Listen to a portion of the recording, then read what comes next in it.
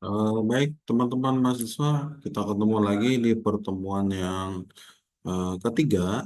Nah, di sini kita kembali lagi ya membahas tentang konsep dasar di dalam sebuah basis data gitu ya. Nah, di sini nanti teman-teman akan mempelajari sedikit tentang apa sih isi di dalam sebuah database kayak gitu ya. Baik, di sini Bapak mungkin akan langsung saja masuk ke dalam materi gitu ya, materi kita pajak pada hari ini.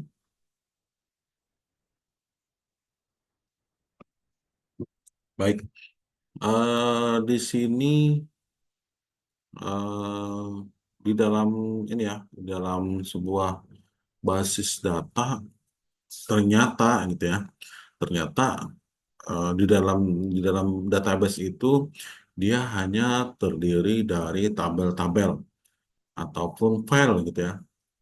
Nah, di situ file-file tersebut atau data tersebut dia saling berelasi ataupun saling berkaitan ataupun saling terhubung gitu ya. Dan satu lainnya pada media penyimpanan di dalam sebuah komputer. Nah, di sini tidak terbayang gitu ya. Ternyata yang selama ini mungkin teman-teman pernah dengar ataupun teman-teman pernah lihat gitu ya. Ternyata di dalam database itu dia hanya terdiri dari tabel-tabel. Nah, tabel-tabel itu dia akan saling berelasi ya ternyata. Nah, jadi seperti itu konsep dasar dalam pembuatan database. Nah, kira-kira gitu ya, apa sih yang membuat dia berelasi? Apa sih yang membuat dia terhubung? Nah, itu ada kaitannya dengan informasi nanti yang akan diolah atau yang dihasilkan di dalam pengolahan program aplikasi itu pastinya kayak gitu ya. Contoh saya pernah gitu ya pergi berbelanja di dalam sebuah apa namanya dalam sebuah swalayan atau tempat pembelanjaan gitu ya. Nah, di sana saya pernah membeli suatu item, yaitu contohnya waktu itu kalau saya tidak salah waktu itu saya membeli parfum gitu ya. Nah, saat membeli parfum tersebut, saat saya memberikan itu kepada kasir, ternyata model dari ekspresinya saya perhatikan kasir tersebut kayak terlihat panik gitu ya, panik dalam arti dia langsung ada sesuatu yang dia inputkan ataupun dia proses gitu di apa namanya di komputernya, di depan komputernya. Nah, mungkin saat itu atau analisis saya gitu lah gitu ya, saya berpikir kayaknya ini adalah produk ataupun barang yang terakhir tersisa di dalam ah, apa namanya swalayan tersebut gitu ya. Nah, itu eh, menurut saya lah gitu ya.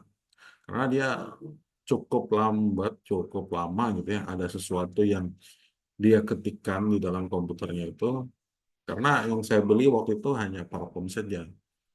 Jadi dari parfum itu dapat terlihat nanti ternyata ada suatu item yang berkurang gitu ya. Seperti mungkin nanti di gudangnya berkurang stoknya, kemudian di raknya juga, rak apa namanya rak di dalam rak meja gitu ya, itu berkurang.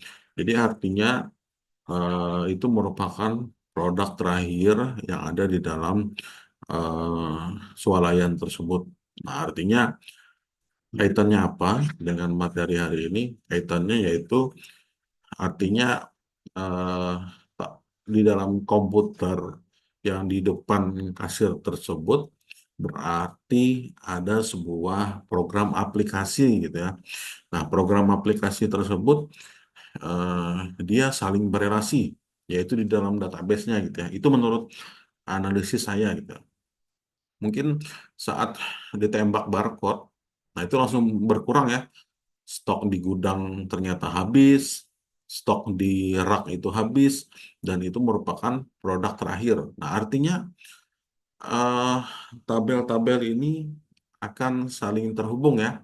Berarti tabel di dalam apa namanya gudang, tabel di dalam rak, tabel stok barang juga habis. Nah, jadi eh, dapat saya analisis mungkin ada 3 tabel gitu ya. Tabel mungkin ada 3 sampai 4 tabel.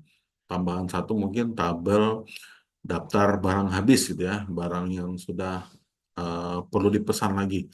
Nah, artinya eh, nanti teman-teman bisa dalam kehidupan sehari-harinya bisa menganalisis ya yang seperti eh, Bapak lakukan di apa namanya contoh dalam kehidupan kehidupan sehari-hari tadi. Nah, itu bisa teman-teman implementasikan juga. Jadi tidak hanya teman-teman berpikir apa namanya segala sesuatu yang dikerjakan oleh komputer itu hanya eh, hardware-nya saja yang bekerja ya. Ternyata ada pekerjaan yang ada di dalam balik layar gitu ya. Nah, di dalam balik layar inilah yang perlu kita pelajari gitu ya. Artinya eh, misalkan tadi dari permasalahan yang saya hadapi tadi teman-teman apa namanya tidak bisa menganalisis, nah berarti teman-teman nanti agak kesusahan di dalam menyusun ataupun membuat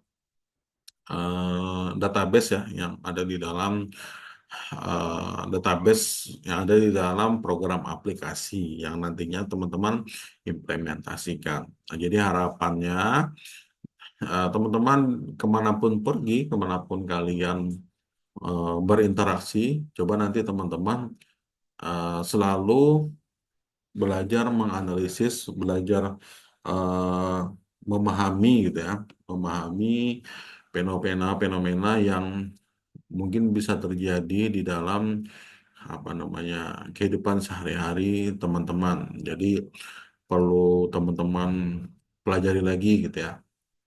Nah, jadi harapannya dengan adanya permasalahan-permasalahan nanti teman-teman bisa belajar menganalisis.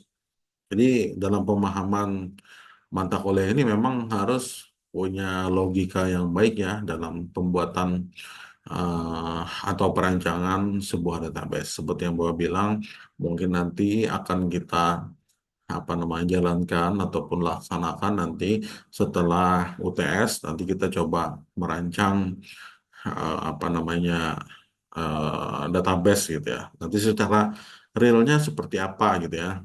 Jadi tidak hanya teori saja yang nanti akan Bapak gambarkan ataupun Bapak ceritakan kayak gitu ya.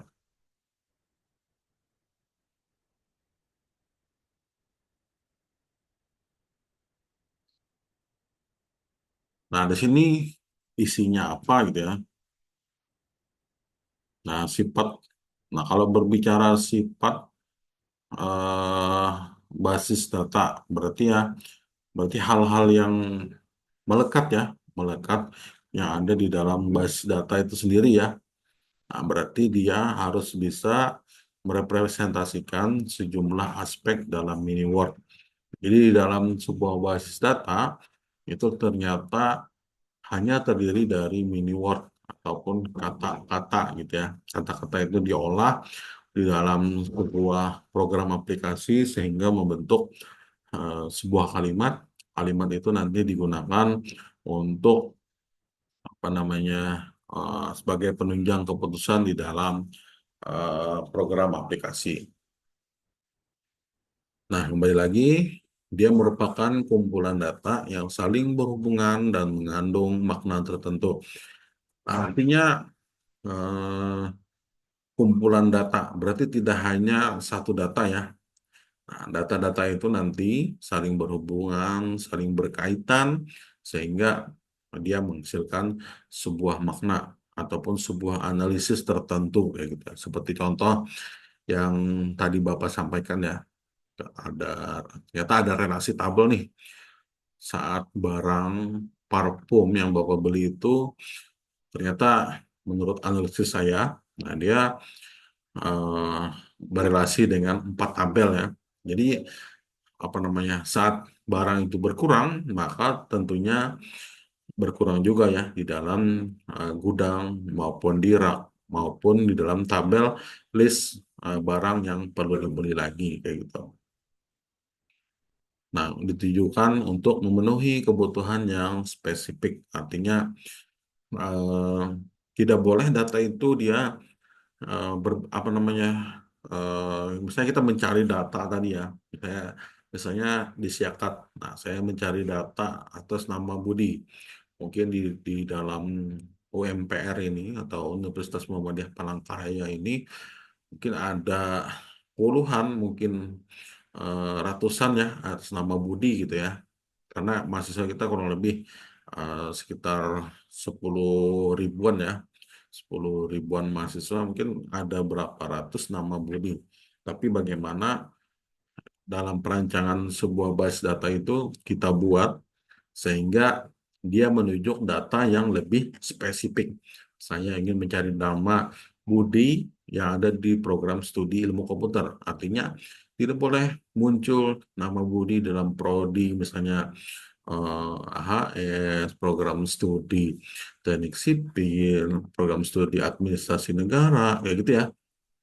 Saya hanya ingin nama Budi yang ada di program studi ilmu komputer. Artinya saya harus bisa menentukan spesifik dari data tersebut, yaitu dengan menggunakan NIM mahasiswa gitu ya. Karena NIM mahasiswa tadi kembali seperti Bapak bilang di pertemuan awal, itu dia merupakan sebuah primary key ataupun kunci utama. Nah, jadi data yang dituju dia harus lebih menunjuk ke data yang akurat. Nah, jadi dalam apa namanya, eh, pemanggilan sebuah data kayak gitu. Oke, mungkin itu aja dari Bapak ya. Nanti kita ketemu lagi di pertemuan selanjutnya.